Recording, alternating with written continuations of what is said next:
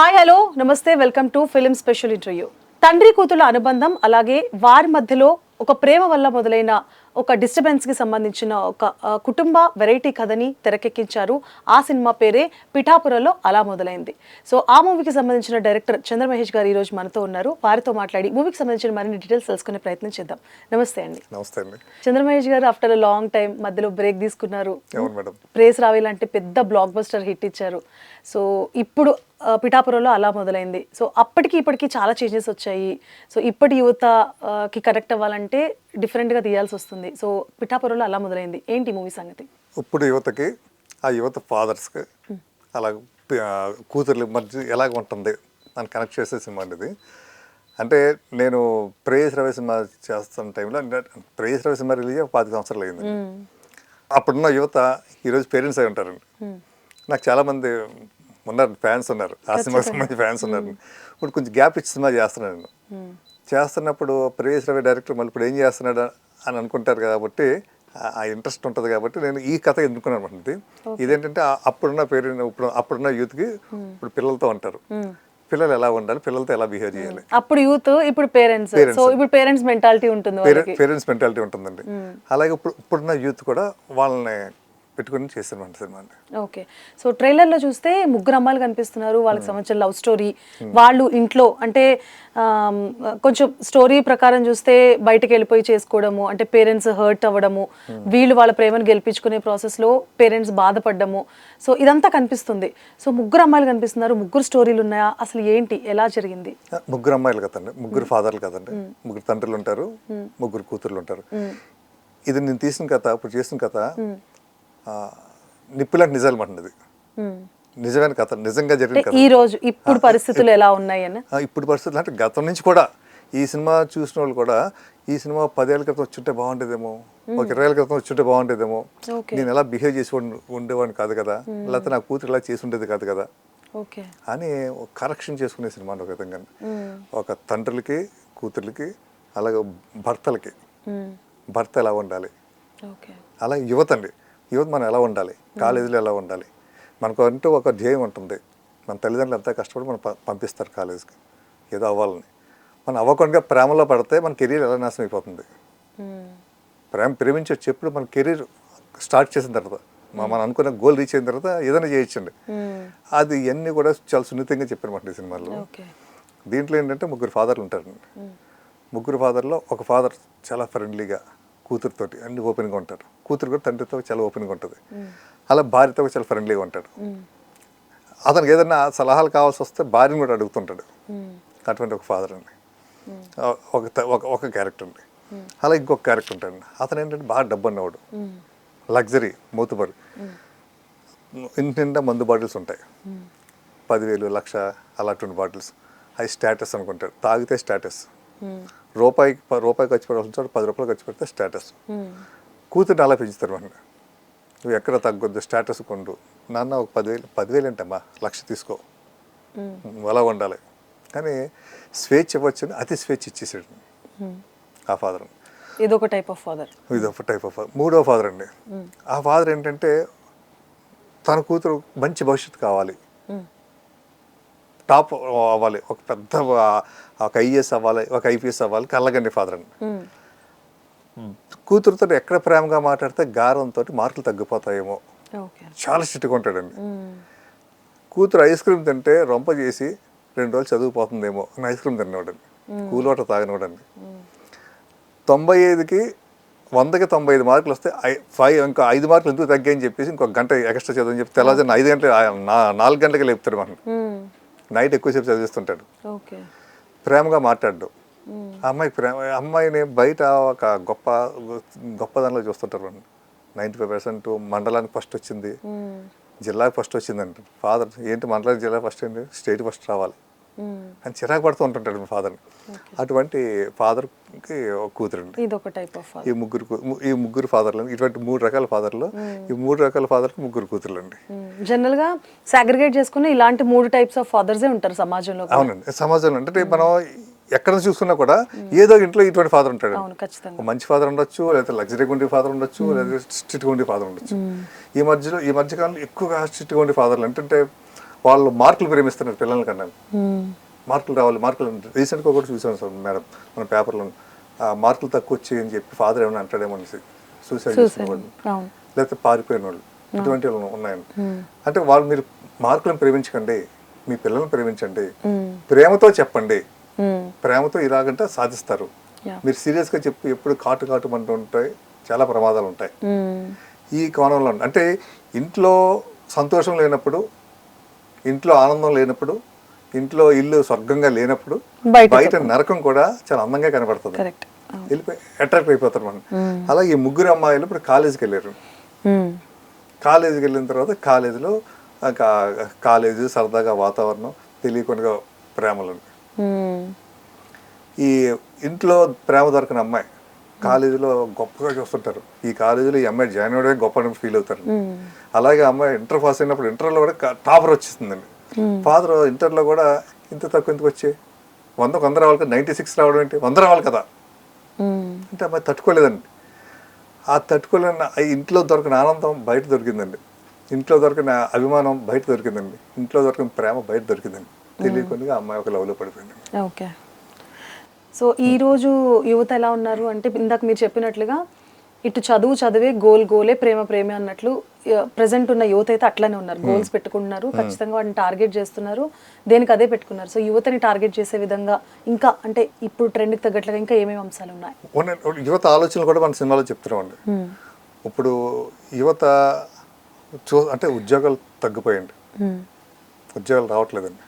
ఉద్యోగాలు రాకపోవడం కారణం గవర్నమెంట్ ఉపాధి చూపించట్లేదండి. గవర్నమెంట్ ఏం చూపిస్తుందంటే ఎలక్షన్స్ ముందు వాళ్ళు ప్రామిసులు చేస్తుంటారు, ఉచితం ఇచ్చి మొత్తం టోటల్ ఉచితాలు చేసేసండి. అసలు పని చేసేవాడు కూడా పని చేయనివ్వకుండా. ఈరోజు ఒక విలేజ్కి వెళ్తే విలేజ్లో కూడా ఆ ల్యాండ్లో బీడు వరకు ఉన్నాయండి. ఏంటంటే పని వాళ్ళు రావట్లేదు, వదిలేసాం అలాగంటారు. అంటే ఉచితంతో ఇంటికి ఇచ్చేస్తున్నారండి, ఇంకా ఎవరు పనికి వెళ్ళట్లేదు. ఈ గవర్నమెంట్ దగ్గర ఉన్న డబ్బు అంతా కూడా ఫ్రీగా ఇలా పంచిపెడుతుందండి. ఆ ఉచితాలు ఆపేసి ఒక వైద్యానికి ఇవ్వండి ఉచితం, ఒక ఎడ్యుకేషన్కి ఇవ్వండి ఉచితం, మిగతా డబ్బుతోటి ఉపాధి కల్పించండి అని మనం చాలా సున్నితంగా చెప్తూనే ఉంటాం. అలాగే ఒక ఐఏఎస్ ఆఫీసర్ అవ్వాలన్నా, ఒక ఐపీఎస్ ఆఫీసర్ అవ్వాలన్నా వాళ్ళ మీద ఎటువంటి మచ్చ ఉండకూడదండి, చాలా క్లీన్గా ఉండాలండి, నిజాయితీగా ఉండాలండి. అటువంటి నిజాయితీ ఉండి ఆఫీసర్ల మీద పెత్తనం చెల్లించేది మినిస్టర్లు, ఎంపీలు వాళ్ళండి. కానీ వాళ్ళకి ఏంటంటే ఇప్పుడు అఫిడవిట్ ఏమైనా పెట్టామనుకోండి, ఎలక్షన్ ముందు నా మీద 12 కేసులు ఉన్నాయి, నా మీద 20 కేసులు ఉన్నాయి, ఇలా కేసులు ఉన్న వాళ్ళని ఏంటి ఎంకరేజ్ చేయాలి, ఇటువంటి వాళ్ళకి ఎంకరేజ్ చేయొద్దు. తర్వాత రికమెండేషన్లు అండి, రికమెండేషన్లు అది సరిగ్గా చదవకపోయినా సరిగ్గా కాకపోయినా రికమెండేషన్ పెద్ద ఉద్యోగాలు రావడం, నిజాయితీగా చదువుకున్నప్పుడు ఉద్యోగం రాకపోవడం, దానికోసం ఎక్కడికో అమెరికా ఎక్కడికి పోవడం, అక్కడ పేరు తెచ్చుకోవడం అండి. ఇలా యువతకి చెప్తున్నామండి. సంబంధించిన అంశాలన్నీ. రెండోది కూడా ఏమంటున్నామంటే యువతను కూడా మీరు ఫస్ట్ చదువు, మీ గోల్ అయితే లవ్ చేసుకోండి. ముందే మీరు లవ్లో పడితే మీ గోల్ రీచ్ అవ్వలేరు. మీరు అనుకుంటారు లవ్ ఇది అనుకుంటారు, కాదు. ఆ లవ్ మీద పెట్టి కాన్సన్ట్రేషన్ చదువు మీద పెట్టండి. ఏం చేద్దాం, మీరు చదువుతున్నప్పుడే మీరు లవ్లో పడితే అమ్మాయి ఫేసే కనబడుతుంది దీంట్లో. ఇంకా మీకు చదవబుద్ధి కాదు, ఇంక ఫోన్లు చాటింగ్ ఇది దీంట్లో ఉంటుంది, ఇది కాదు, మీ ఏం చేసుకోండి. అలాగే భార్య భర్తల మధ్య కూడా ఇప్పుడు పెళ్ళికి ముందు భార్య ఏదో ఊహించుకుంటుంది ఒక అమ్మాయి, పెళ్ళి అయిపోయిన తర్వాత భర్త సర్వం ప్రపంచం అనుకుంటుంది, తనే అనుకుంటుంది. అనుకున్న భర్త దగ్గర ఆవిడ పెద్ద ఆశించదు, ఇంకా ఒక బరిలోకి వచ్చేసింది కదా అమ్మాయి. చిన్న ఆనందాలు, చీర కట్టుకుంటే కొన్ని బాగున్నావు ఈ చీరలో అంటే ఒక ఆనందం, లేకపోతే ఏదైనా వండి పెడితే చాలా టేస్ట్గా ఉందంటే ఒక ఆనందం, ఏమీ చెప్పకుండా చిరుబూర్లు ఆడుతుంటే ఒక అశాంత బతుకుతూ ఉంటుంది. ఇటువంటి కూడా ఉండద్దు. మీ భార్య మీ ఫ్యామిలీలో అందంగా ఆనందంగా సంతోషంగా ఉండాలంటే మీరు ఎలా ఉండండి అని అన్ని కోణాల్లో చెప్పిన సినిమా అండి పిఠాపురంలో. అలా మొదలైంది. సో లేటెస్ట్ ట్రెండ్కి తగ్గట్లుగా అన్ని అంశాలని కవర్ చేస్తున్నారు. సో దీనికి సంబంధించి అంటే మూవీలో తీసుకున్న కాస్టింగ్ ఎలా ఉంది, వాళ్ళ నటీనటులు మీరు ఎలా సెలెక్ట్ చేసుకున్నారు, ఏ బేసిస్ మీద? రాజేంద్ర ప్రసాద్ గారు అండి ఒక మంచి ఫాదర్ కింద, మంచి స్నేహితుల కింద ఉండే క్యారెక్టర్ సెలెక్ట్ చేసుకున్నారు. యాప్టెన్ అండి, ఆయన కూడా అద్భుతంగా యాక్ట్ చేశారండి రాజేంద్ర ప్రసాద్ గారు. రెండో క్యారెక్టర్ ఒక లగ్జరీ ఫాదర్, స్టాటస్ అని చెప్పేసి కూతుర్ని ఆ లగ్జరీకి అలవాటు చేసేసాడు. అటువంటి ఫాదర్ పృథ్వీ గారు చేశారండి. ఒక స్ట్రిక్ట్గా ఉండే ఫాదర్, ఒక స్కూల్ టీచర్ క్యారెక్టర్ కింద ఒక కేదార్ శంకర్ గారు చేశారండి. ముగ్గురు కూడా పాత్రల్లో లీనమైపోయారండి. మనం సినిమా చూస్తున్న సేపు క్యారెక్టర్లే కనబడతారు తప్పితే ఇది రాజేంద్ర ప్రసాద్ గారు, ఇది పృథ్వీ గారు, ఇది కేదార్ శంకర్ గారు కనబడతారు. అంటే హీరో హీరోయిన్లు డ్యూయెట్లు అలా కాకుండా ప్రతి క్యారెక్టర్ హీరోనే ఈ మూవీకి. ప్రతి క్యారెక్టర్ అలా ఈ ముగ్గురు అమ్మాయిలు ఉంటారండి. ముగ్గురు అమ్మాయిలు కూడా చాలా అద్భుతంగా చేశారు 3 క్యారెక్టర్లని. అంటే నేను ఈ సినిమాలో చెప్పదలుచుకుంది ఏంటంటే, పిల్లలకి అతి స్వేచ్ఛ ఇస్తే, మీరు స్వేచ్ఛ ఇచ్చారు, అతి స్వేచ్ఛ ఇస్తే ఏంటి ప్రమాదం మీరు ఆలోచించండి. అలాగే ఫాదర్ మనకి అతి స్వేచ్ఛ ఇచ్చాడు కదా అనేసి ఆ అమ్మాయి వెచ్చలడిగా వెళ్ళిపోయింది అనుకోండి. ఆ అమ్మాయి ఏం చేస్తుంటే ఎవరితోనో, అంటే ఆ ఫాదర్ స్టేటస్ కదండి, గొప్ప వయసు ఉండాలి, ఒక గొప్ప సంబంధం తీసుకొస్తాడు, బాగా డబ్బున్న తీసుకొస్తాడు. ఈ అమ్మాయి ఆల్రెడీ అబ్బాయిలతో లవ్లో ఉంది. డబ్బున్న అమ్మాయిని చాలా మంది అబ్బాయిలు ట్రాక్లో పెడతారు. అలాగే ఈ అమ్మాయిని కూడా ట్రాక్లో పెట్టాడు ఒక అబ్బాయి. డబ్బు ఉంది, ఖర్చు పెడుతుంది ఆ అమ్మాయి. ఆ అబ్బాయిని వదిలి ఈ అమ్మాయి ఉండలేని పొజిషన్ తీసుకెళ్ళిపోయాడు. ఇప్పుడు ఈ అమ్మాయికి పెళ్ళి, ఏం చేయాలంటే లేచిపోదాం, లేచిపోయాడు. ఒక కూతురే దాని ప్రపంచం అనుకున్న తండ్రి, మన కూతురు వెళ్ళిపోతే ఆ ప్రపంచం కూలిపోతే ఎంత ఫీల్ అవుతాడు అన్నది ఈ సినిమాలో నేను చూపించాను. అంటే కూతురు అంటే చాలా ప్రేమ ఉంటుంది. అటువంటి ప్రేమ ఉన్న కూతురు ఒకవేళ చనిపోయింది అనుకోండి, బాధపడతాడండి. కానీ అంతకన్నా భయంకరమైన బాధ ఏంటంటే, జీవితాంతం వెంటాడే బాధ ఏంటంటే, కూతురు ఎవరితోనో లేచిపోయింది. అది ఎవరికి చెప్పుకోలేడు, బయటకు ముఖం చూపించలేడు, బంధువుల పల్లె దగ్గరికి వెళ్ళలేడు, ఫంక్షన్కి వెళ్ళలేడు, అజ్ఞాతంగా రూములో కుమ్ములిపోతూ బతకాలి. అది చూపిస్తుంటే వెళ్ళిపోయిన అమ్మాయి మా వాళ్ళు ఎంత ఫీల్ అవుతారా. అలాగే వీళ్ళు కూడా అంటే తండ్రులు మనం అంత స్వేచ్ఛ ఇవ్వడం బట్టే కదా మనం ఈ కర్మ వచ్చింది మనకి. సో కాస్టింగ్ ఏ బేసిస్ మీద తీసుకున్నారు? హీరో హీరోయిన్స్ అంటే ఎలా తీసుకున్నారు కాస్టింగ్? అంటే తండ్రి పాత్రలు, కూతురి పాత్రలు చాలా ఇంపార్టెంట్. సో తండ్రుల వైజ్ గా చూసుకుంటే మంచి యాప్ట్ యాక్టర్స్ తీసుకున్నారు. సో ఇలాగ కూతుర్లు కూడా నేను ఆడిషన్ చేశానండి. అలాగే ఒకటి 2 సినిమాలు చేసిన వాళ్ళు అందరూ కూడా ఏం చేద్దంటే, ఈ అమ్మాయిలు కొంచెం ఫ్రెష్గా కనబడితే చూసి అమ్మాయిలు ఐడెంటిఫై చేసుకుంటారు. ఆల్రెడీ చేసిన అమ్మాయిలు ఉన్నారు అనుకోండి, గతంలో చేసిన సినిమాలు కట్టిన ఏదో ఎక్కడో ఏదో సీన్ కలవచ్చు. అలాగా ఈ అమ్మాయిని అలాగే మాట్లాడుతుంది, ఈ అమ్మాయి ఇలా చేసింది, ఈ అమ్మాయి అలా చేసింది, కనెక్ట్ అవుతారు. కనెక్ట్ అవ్వడం కోసం నేను పెట్టానండి. వెల్ అండ్ సూపర్గా చేశారండి. 3 అమ్మాయిలు, 3 అబ్బాయిలు, ఫాదర్స్. సో ఎక్కడ తీసారు సార్? లొకేషన్స్ ఎక్కడ కవర్ చేసుకున్నారు? మొత్తం పిఠాపురంలో చేశాను. షూటింగ్ టైటిల్ కూడా అదే కదండి. ఓకే, టైటిల్ ప్రకారం అక్కడే షూట్ కూడా చేశారు? షూట్ అక్కడే ఒక 35 days పిఠాపురం షూట్ చేసాం. ఒక 1 week గోవాలో షూట్ చేశాను. కథ ప్రకారంగా వెళ్ళాను. ఒక అమ్మాయి లేపిపోతాడు, గోవా తీసుకుపోతాడు, అంటే గోవా వెళ్ళామండి అక్కడికి. కథ నడిపించిన చోటుకే వెళ్ళామండి. అలాగే వెళ్ళామండి. Okay, right. సో ఈ సినిమాకి మ్యూజిక్ డైరెక్టర్ ఎలా, అంటే మ్యూజిక్ కూడా యాడ్ ఆన్ మూవీకి ఎట్లా ఉంది? చేశాడు ఒక కొత్త కుర్రాడు అండి, చిన్ని కృష్ణ అని అబ్బాయి అండి. మంచి టాలెంట్ ఉన్న అబ్బాయి. మంచి పాటలు చేసాడు. ఆల్రెడీగా పాటలు పెద్ద హిట్ అండి. ఇప్పుడు మ్యూజిక్ అండి. ఈ సినిమా కూడా బ్యాక్గ్రౌండ్ స్కోర్ ఎక్కువ ఆధారపడి ఉంటుందండి. ఆ సెంటిమెంట్, ఎమోషన్స్ అన్ని ఈ సినిమాలో మంచి ఎమోషన్, మంచి సెంటిమెంట్ ఎన్ని ఉంటాయండి. ఎంటర్టైన్మెంట్, కామెడీస్ మొత్తం అన్ని చాలా అతను పని బ్రహ్మాండంగా చేశాడు. అలాగే రైటర్ అని మెయిన్ చెప్పుకోవాల్సింది. ఒక్కొక్క డైలాగు చాలా అద్భుతమైన డైలాగ్ రాశాడు. శ్రీరామ్ అని, ఏదటి శ్రీరామ్ అని. ఈ సినిమాతో అతను నాకే దొరకడేమో నెక్స్ట్ సినిమాకి. అంత పొజిషన్కి వెళ్తాడు. అంత అద్భుతంగా రాశాడు డైలాగ్. ప్రతి డైలాగ్ అద్భుతంగా ఉంటుంది. ప్రతి డైలాగు గుండెలో గుచ్చుకుంటుంది ప్రతి ఒక్కరికి. సో ప్రొడక్షన్ సంబంధించి ప్రొడ్యూసర్స్ ఎలా సపోర్ట్ చేశారు? ప్రొడ్యూసర్స్ ఈ సినిమాకి 3 ప్రొడ్యూసర్లు అండి. ఒకటి దిండిగల బాలకృష్ణ అని, నాకు best close friend, first time cinema వచ్చాడు నేను. ఇంకొక ఆయన ఏంటంటే ఎఫ్ఎం మురళి అని, గోదావరి గెస్ట్ అని, మా ఈస్ట్ గోదావరి పిఠాపురంలో బాగా ఫేమస్ అని ఆయన. ఈ ఎక్కువ ఎఫ్ఎం మురళి అంటారు నేను. ఆయన ఇంటిలో మేము షూటింగ్ చేస్తుంటే ఆ సీన్స్ చూసి ఆయన ఫీల్ అయిపోయి ఆయన వచ్చి నేను ఏదో విధంగా సినిమాలో పార్ట్నర్ కొంటా అని చెప్పి బలవంతంగా వచ్చి పార్ట్నర్గా వేయడం ఆయన. అంటే ఆ సీన్స్ యాడ్ ఆన్ ప్రొడ్యూసర్ అండి. ఆకుల సురేష్ గారు అని ఇంకొక ఆయన ప్రొడ్యూసర్. ముగ్గురు ప్రొడ్యూసర్స్. ఓకే, సో ప్రొడక్షన్ నుంచి కూడా మీకు ఫుల్ సపోర్ట్ వచ్చింది. సో మూవీకి సంబంధించి అంటే ఇప్పుడు 1వ తారీఖు రిలీజ్ ఉంది. సో రిలీజ్ కి ముందు అంటే ట్రైలర్ ఆల్రెడీ హిట్ అయింది. సో ట్రైలర్ కాకుండా ఇంకా మీరు ఎలాంటి పబ్లిసిటీ కార్యక్రమాలు కనిపించట్లేదు మూవీకి సంబంధించి. సో ఎట్లా అనుకుంటున్నారు? మేము ఆల్రెడీగా సోషల్ మీడియాలో ప్రమోషన్ స్టార్ట్ చేసామండి. తర్వాత ఇప్పుడు ఏంటంటే ప్రీ రిలీజ్ ఈవెంట్ అవన్నీ ఉంటాయండి. అవి ఒక పెద్ద సంస్థ తోటి మాట్లాడుకుంటాం జరిగింది. అది కూడా 2-3 రోజులు అయిపోయిన తర్వాత రిలీజ్కి ముందు ఒక 4 రోజుల ముందు ప్రీ రిలీజ్ ఈవెంట్ కూడా ఉంటుందండి సినిమాకి. ఓకే. సో మొత్తం కాస్ట్ అండ్ క్రూని కూడా మీరు ఆడిషన్స్ పెట్టి సెలెక్ట్ చేసుకున్నారు. అండ్ లొకేషన్స్ ఎస్పెషల్లీ మీరు చెప్పిన దాని ప్రకారం చూస్తే ఎక్కడ మొదలవుతుందో అక్కడే మొదలు పెట్టి కథ ఎక్కడ తిరుగుతుందో అక్కడ లొకేషన్స్ కూడా చేంజ్ చేసుకున్నారు. ఓకే. సో వెరీ నైస్ అండి.